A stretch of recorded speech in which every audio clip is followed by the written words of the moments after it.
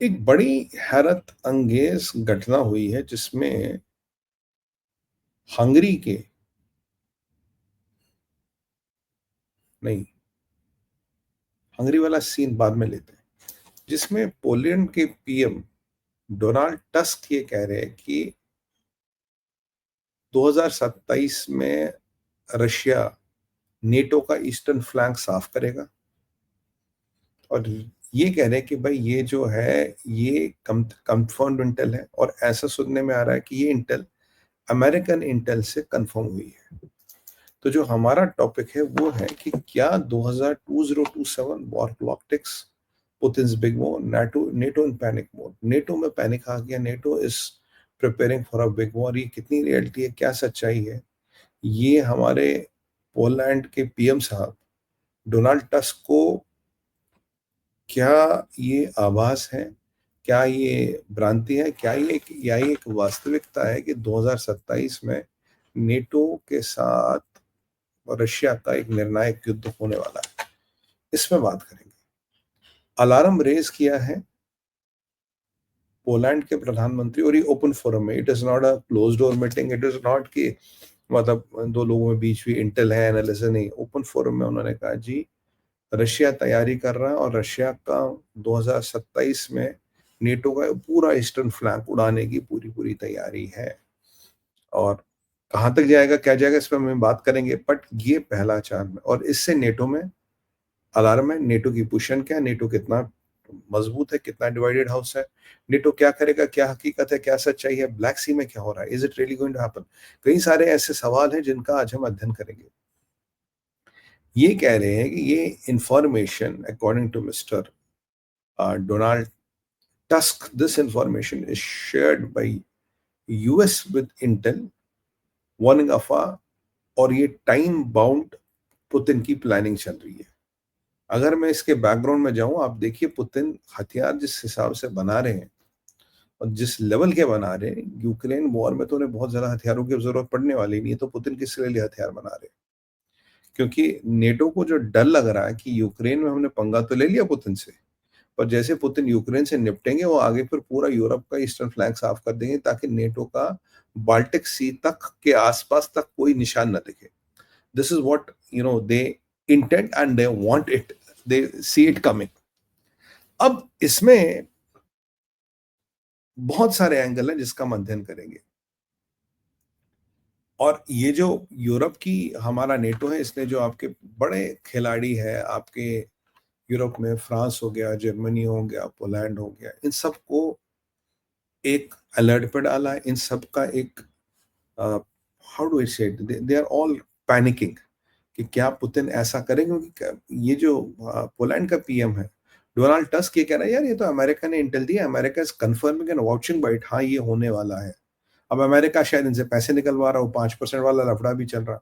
अब क्या सच क्या हकीकत और इनमें से कितने लोग 5% जीडीपी का दे पाएंगे वो अलग बात है, मेरे हिसाब से नहीं दे पाएंगे। एक एक 1.5% इकोनॉमी नहीं बढ़ रही तो 5% जीडीपी का कहाँ से दीजिएगा। तो ये एक दूसरी एक विडंबना है जिसको हम कुछ कह नहीं सकते। अच्छा, एक international institute of strategic studies है, वो इसको बैकअप करता है, ये बड़ा रेप्यूटेड इंस्टीट्यूट है, ये इसको बैकअप करता है, कहता नहीं हमारा इंटेल, हमारा अध्ययन, हमारा एनालिसिस भी कह रहा Putin is building arsenal for 2027 to kindly get rid of complete eastern flank of NATO. ये उसका European flank of NATO, eastern flank of NATO. मैं कह रहा हूँ पूरे ईस्टर्न फ्रंट को बिल्कुल खत्म करने की का पुतिन की रणनीति है जी, पुतिन उस पर काम कर रहा है। अच्छा, पुतिन क्या हथियार बना रहा? हाँ, पुतिन हथियार बना रहा है। क्या रशिया एग्रेशन दिखा रहा? रशिया एग्रेशन नहीं दिखा रहा, पर रशिया बड़ा कूल एंड कैलकुलेटेड है। याद कीजिए यूक्रेन के टाइम में भी रशिया ने बड़े लिमिटेड एग्रेशन दिखाया था। रशिया और इसराइल में फर्क है, इसराइल बहुत एग्रेशन दिखाता और करता भी है, रशिया दिखाता नहीं, करता ज्यादा। तो knowing what happened in Ukraine, पूरे यूरोप का असेसमेंट था, पूरे इंटेलिजेंस एजेंसीज का असेसमेंट था कि नहीं पुतिन यूक्रेन पे हमला नहीं करेगा, but contrary he went and attacked Ukraine. तो इसके बाद ये लोगों में थोड़ी इनकी सिट्टी पिट्टी घूम है कि if we go wrong what the hell is going to happen.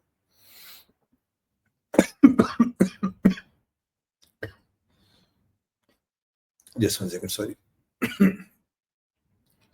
What the hell is going to happen.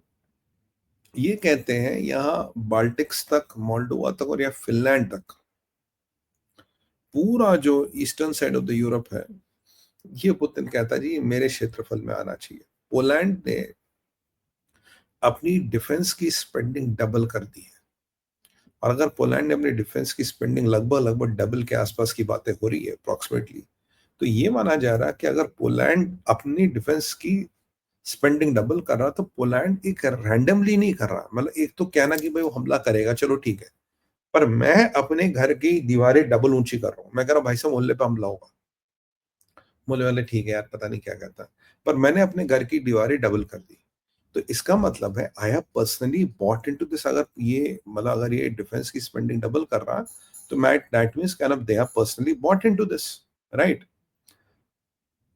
और यहां से अगर ये बॉट इन है, मैं अपना पैसा लगा रहा हूं, तो मतलब पैसे की बात नहीं, तो कहीं ना कहीं यूरोप की मिलिट्रीज को भी एक नेटो से इंटेल गया है, एक पोलैंड से गया है, या पोलैंड की पोस्चरिंग को देखते हैं, या पोलैंड की चीज़ों को देखिए। जो इंटेल है, अगर ये इस आईएसएस की भी बात करें, है ना, institute of study, international institute of strategic studies, इसकी बात करें, अगर वाकई अमेरिका ने इनको इंटेल दिया, जो जो कि पोलैंड का पीएम पब्लिक फोरम में कह रहा है, तो then the European militaries have to prepare for war.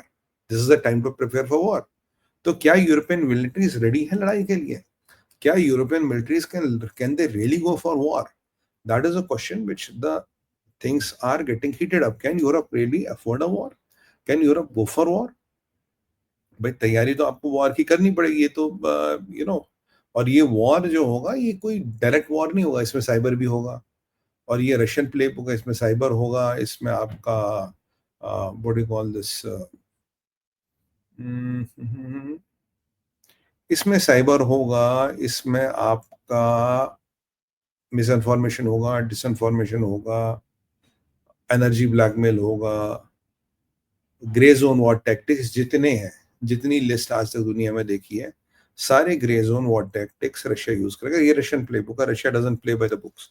Russia कुछ भी कर सकता है जीतने के लिए, कहीं भी जा सकता है, और रशिया का इतिहास है। मतलब रशिया की एनर्जी एनर्जी को भी रशिया वेपनाइज करेगा। तो ये सारे जो टैक्टिक्स हैं, जो उन्होंने उनको kind of they were kind of readying, and are they ready to do it for that.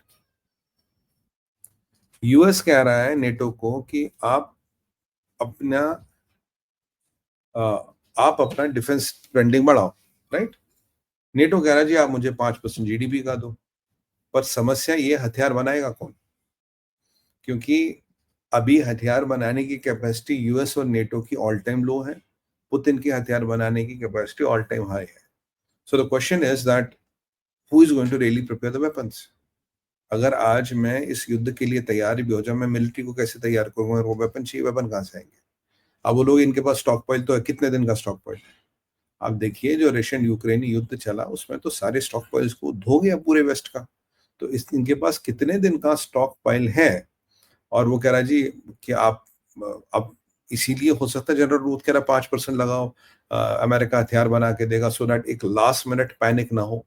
हम इसको ऐसे भी इंटरप्रेट कर सकते हैं, क्योंकि जनरल रूथ और नेटो हमेशा से यूरोप को रशिया का डर बेच रहा है।